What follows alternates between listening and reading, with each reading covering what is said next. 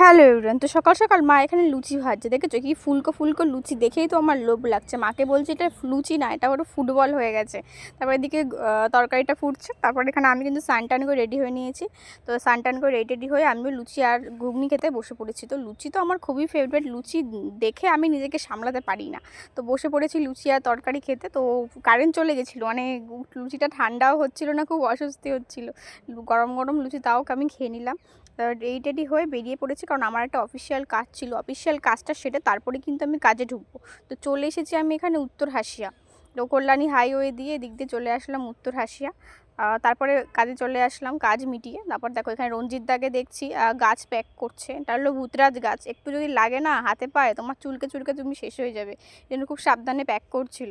তারপরে বাড়ি চলে আসলাম। আজকে লাঞ্চে ছিল ভাত আর পনিরের তরকারি। ব্লগটা এখানেই শেষ করে, দেখা হচ্ছে অন্য কোনো ভিডিও। চ্যানেলটা সাবস্ক্রাইব করে অবশ্যই পাশে থেকো। টাটা।